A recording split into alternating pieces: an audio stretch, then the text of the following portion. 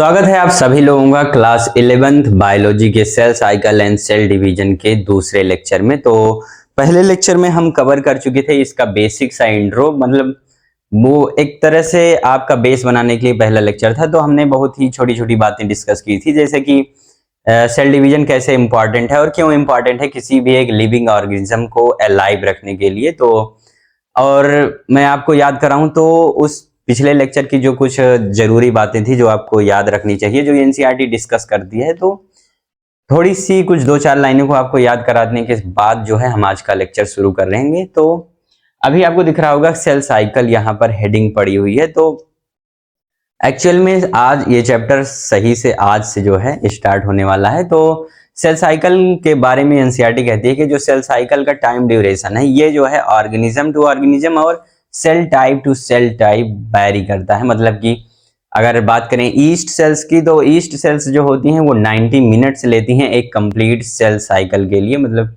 एक बार डिवीजन के लिए। और वहीं ह्यूमंस में जो सेल हैं वो जो है 24 आवर्स लेती हैं एक कंप्लीट सेल साइकिल, मतलब एक सेल साइकिल कंप्लीट करने के लिए 24 आवर्स का टाइम ड्यूरेशन लेती हैं। तो इस तरह से आप समझ सकते हैं कि कैसे ये ऑर्गेनिज्म टू ऑर्गेनिज्म जो सेल साइकिल का टाइम ड्यूरेशन है वो वेरी कर रहा है। और एनसीईआरटी कहती है कि ये भी जो भी डाटा है जो कि आप अभी सुने कि जो ईस्ट सेल्स हैं वो 90 मिनट्स में डिवाइड हो रही हैं और जो ह्यूमन सेल्स हैं वो 24 आवर्स में डिवाइड हो रही हैं। तो ये जो भी डाटा है ये लैब में कल्चर मीडियम में सेल को ग्रो किया गया है तब जो है बताया गया है।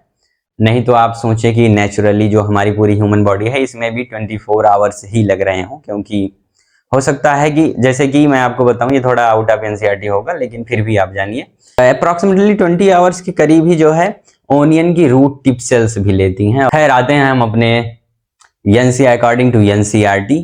तो यहाँ आपको दिख रहा होगा कि हमने लिखा है सेल साइकिल के आगे 24 आवर्स। तो हम जो है अभी ह्यूमंस की सेल्स को लेकर बात को आगे बढ़ा रहे हैं, ठीक है। तो जो ह्यूमंस में सेल साइकिल होती है अप्रोक्सीमेटली 24 आवर्स मान रहे हैं कि वो 24 आवर्स में एक कंप्लीट सेल साइकिल होती है। तो अब सेल साइकिल जो है वो दो फेजेस में डिवाइड है, ठीक। तो पहला है इंटरफेज और दूसरा है एम फेज, ठीक। तो अब पूरे सेल साइकिल को जो टाइम ड्यूरेशन है उसका 95% से भी ज्यादा टाइम जो है वो इंटरफेज में रहती है। मतलब सेल साइकिल के टोटल 24 आवर्स का 95% से भी ज्यादा टाइम जो है इंटरफेज ले लेता है। और फिर उसके बाद एम फेज जो है लेस देन 5% समझिए आप। तो अब उसके आगे बढ़ते हैं हम लोग। तो इंटरफेज को डिफाइन कर दी है एनसीईआरटी कुछ इस तरह की, phase between two successive M phase, ठीक। या फिर हम इसे कह सकते हैं कि the time gap between the end of one cell division and the start of the other cell division. मतलब कि आप यहाँ इस फिगर को देखें तो एनसीईआरटी कहती है कि phase between two successive M phase is called interphase. तो ये पूरा आपको जो दिख रहा होगा G1 S और G2, मैं आपको दिखाऊं तो आप मार्किंग पर ध्यान दीजिए, यहां से लेकर यहां तक, यहां से लेकर यहां तक, ठीक है। ये पूरा इंटरफेज के अंडर आता है। आपको ये दिख रहा होगा कि ये पूरा एस इंटरफेज के अंदर आ रहा है। तो अब यहां पर एम फेज है, एक एम फेज के बीच में क्या आ रहा है, एक एम फेज, इसके बाद दूसरा एम फेज आएगा तो उसके बीच में ये इंटरफेज आएगा। कहने का मतलब phase between two successive M phase, दो लगातार एम फेज के बीच में अगर एक ही एम फेज ये है, ये एम फेज समझिए आप खत्म हो रहा है, मतलब माइटोटिक फेज खत्म हो रहा है और ये दूसरा माइटोटिक फेज शुरू होगा। तो बीच की जो गैप बन रही है इन दोनों एम फेज के बीच में, इसी को हम लोग इंटरफेज कहते हैं, ठीक है। और ये 95% से भी ज्यादा टाइम ले जाता है अपने साथ। और दूसरे चीज जो आपको याद रखना है, कुछ पॉइंट्स याद रखने हैं अब आपको। अब मैं इंटरफेज को लेकर आगे बढ़ रहा हूँ, ठीक। तो इंटरफेज में आपको याद रखना है कि इसे जो है रेस्टिंग फेज भी कहते हैं। हालांकि नाम है रेस्टिंग फेज, लेकिन ये रेस्ट में नहीं होती सेल इस फेज के दौरान। वो क्या करती है, मेटाबॉलिकली हाईली एक्टिव होती है सेल इस इंटरफेज के दौरान, जो है मेटाबॉलिकली हाईली एक्टिव होगी। और क्या करेगी हाईली एक्टिव होकर, cell prepares itself for division, वो खुद को तैयारी कर रही है डिवीजन में जाने के लिए, ठीक है। मतलब जैसे ही इंटरफेज खत्म होगा डिवीजन शुरू होगा। तो वो डिवीजन की प्रिपरेशन कर रही होती है ड्यूरिंग इट्स रेस्टिंग फेज और ड्यूरिंग इंटरफेज। और फिर उसके बाद क्या है, सेल साइज इंक्रीजेस, ठीक, ये मेटाबॉलिकली हाईली एक्टिव होकर सेल जो है अपने साइज को भी थोड़ा इंक्रीज कर लेती है ड्यूरिंग इंटरफेज, ठीक। अब इंटरफेज जो है फिर से 3 फेजेस में डिवाइड है, ठीक, इंटरफेज भी 3 फेज में डिवाइड है। और 3 फेज कौन से हैं, G1 है, S है और G2 है, ठीक।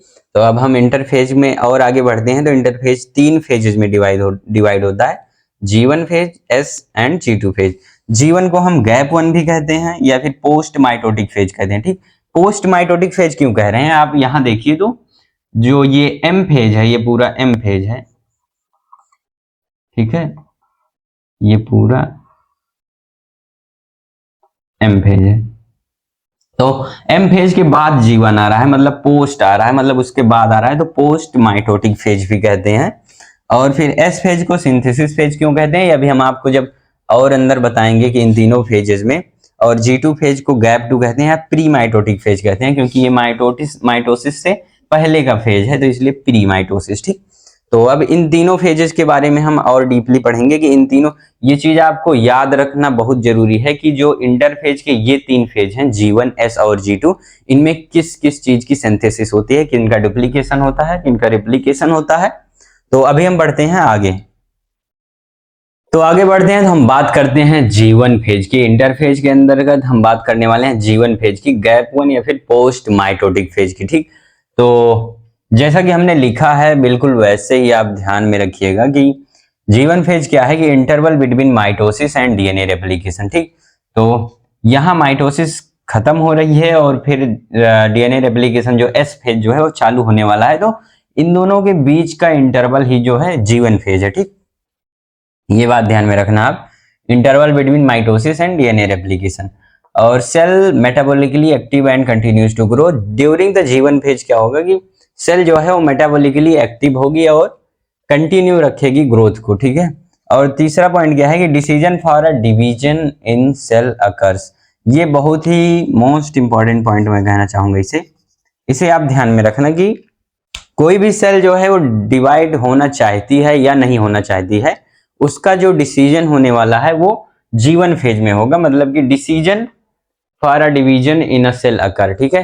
तो ये डिसीजन मेकिंग फेज है। आप कह सकते हैं कि अगर मैं पूछूं आपको कि इंटर फेज में वो कौन सा फेज है जो डिसीजन मेकिंग फेज है, तो आपका जवाब होना चाहिए G1 फेज। तो क्योंकि G1 फेज में ही अगर सेल जो है वो डिसीजन लेगी कि आगे उसे डिवीजन में जाना है या नहीं जाना है। अगर ना जाना होगा तो G0 फेज में चली जाएगी। अब G0 फेज क्या होता है ये मैं आपको बाद में बताता हूँ, पहले इंटरफेज कवर करने के बाद, ठीक।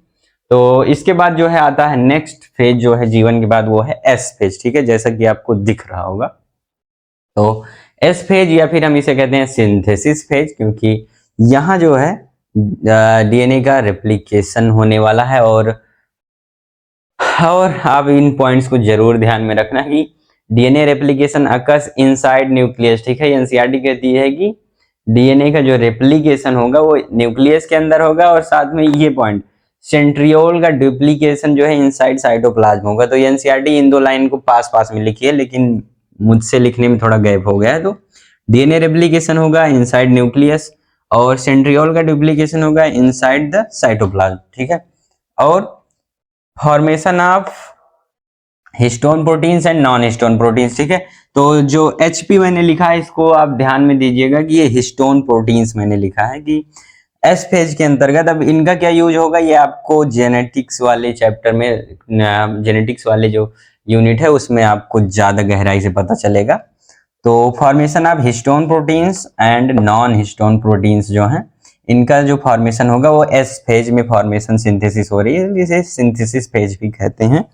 और बस मैं थोड़ा सा आपको बता दूं कि जो हिस्टोन प्रोटीन्स और नॉन हिस्टोन प्रोटीन्स हैं इनका यूज होने वाला है डीएनए को रैप करने में, मतलब डीएनए को इकट्ठा रखने के लिए, ठीक।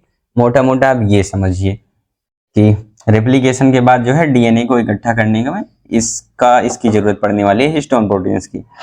और फिर जो तीसरा पॉइंट है डीएनए अमाउंट बिकम्स डबल, कि डीएनए का जो अमाउंट है वो डबल होने वाला है 2C। अगर लेट सपोज अगर डीएनए का अमाउंट पहले 2C है तो S फेज के बाद जो है वो हो जाएगा 4C, मतलब कि डीएनए का अमाउंट जो है वो डबल हो जाएगा, लेकिन जो क्रोमोसोम नंबर है वो रिमेन सेम। अब ये कैसे पॉसिबल है, मतलब अक्सर जो है स्टूडेंट्स को ये समझ में नहीं आता कि जब अमाउंट्स कैसे डबल हो रहा है पर नंबर जो है वो सेम रह रहा है। तो आप ऐसे समझिए कि मैं अगर एक क्रोमोसोम बनाना चाहूं तो ये होगा G1 फेज में। आप समझिए कि G1 फेज में ऐसे है, ठीक। पहले तो अब जो है क्या होगा एस फेज में, एस फेज में ये कुछ ऐसे हो जाएगा। अभी भी ये एक है और अभी भी ये एक है, लेकिन इसका क्या हुआ, अमाउंट जो है डबल हो गया। अब इसके पास सिस्टर क्रोमैटिड भी है, ठीक। तो ये सेंट्रोमियर है और सेंट्रोमियर से जुड़ा हुआ ये सिस्टर क्रोमैटिड है। तो एस फेज में ये होता है। एस फेज में क्या होता है कि जो है अमाउंट जो है डबल हो गया। अगर मैं इसे 2C कहूं तो ये हो गया 4C, ठीक है। अमाउंट डबल हो गया पर नंबर तो सेम है ना, अभी भी ये एक है और अभी भी ये एक है। तो ऐसे आप समझिएगा कि एस फेज में डीएनए का अमाउंट डबल हो जाता है जबकि क्रोमोसोम नंबर सेम रहते हैं, ठीक है। अब हम बात करते हैं G2 फेज की, कि G2 फेज में एक्चुअल में होता क्या है। तो पहले मैं इसे मिटाना चाहूंगा।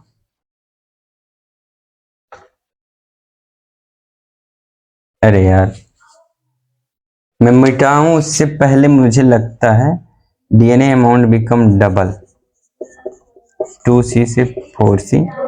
तो एक बार जो है आप स्क्रीनशॉट लेना चाहें ले लें, या फिर एक बार आप देख लीजिए, नोट्स बनाना चाहें वीडियो को पॉज कर लीजिएगा।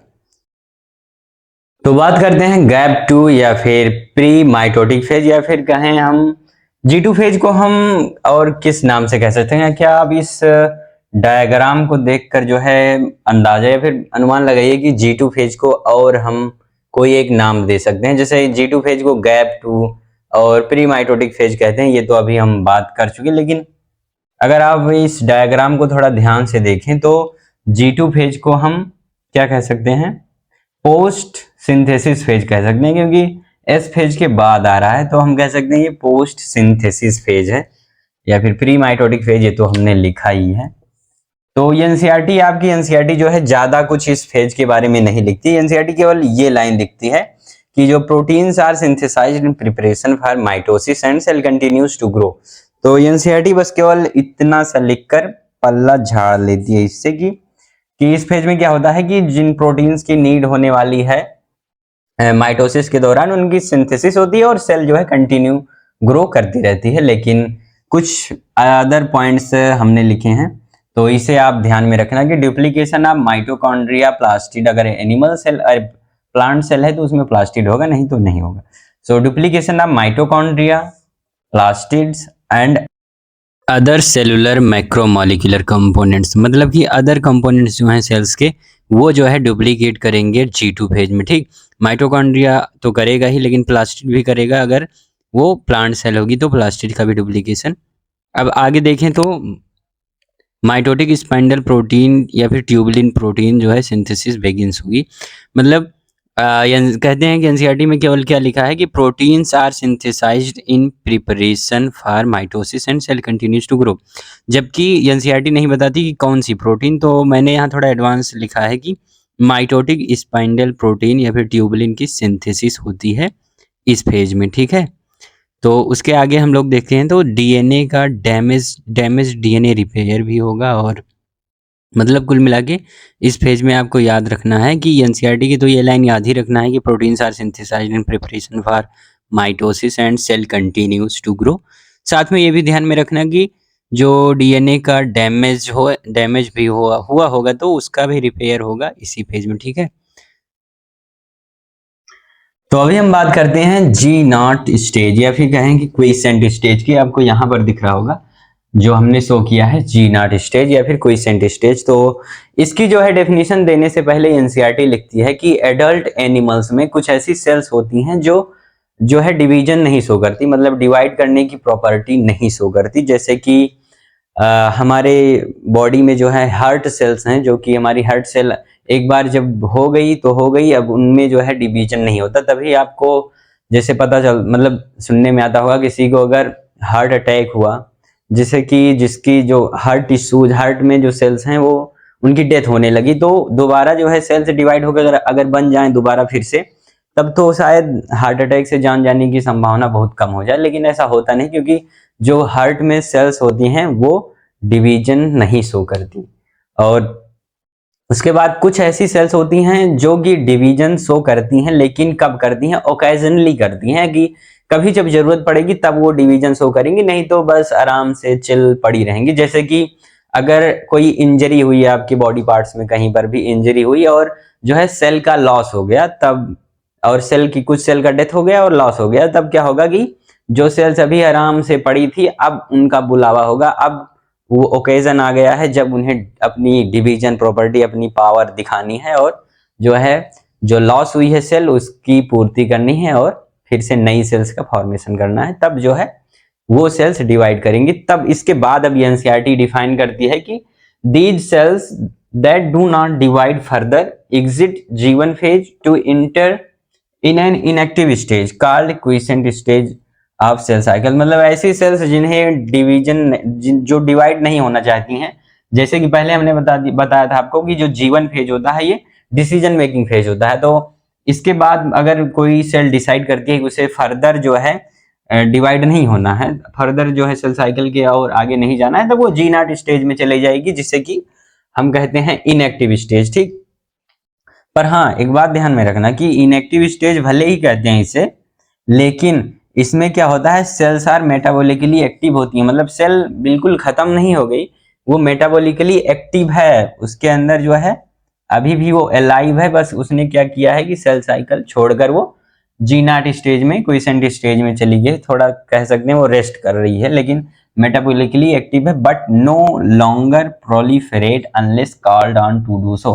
ठीक, मेटाबॉलिकली एक्टिव है लेकिन कोई भी प्रोलिफरेशन नहीं शो करेगी, मतलब कि कुछ भी उसमें क्या होगा, डिवीजन प्रॉपर्टी वो शो नहीं करेगी, ना तो प्रोलिफरेट होगी, जब तक कि उसे ऐसा करने के लिए कहा नहीं जाता, जब तक कि जरूरत ना पड़े इन्हें, इनका आवाहन करने के लिए। मैं कह सकते हैं कि इनका जब तक बुलावा नहीं आएगा तब तक जो है ये प्रोलिफरेट नहीं होंगी, ग्रो नहीं होंगी।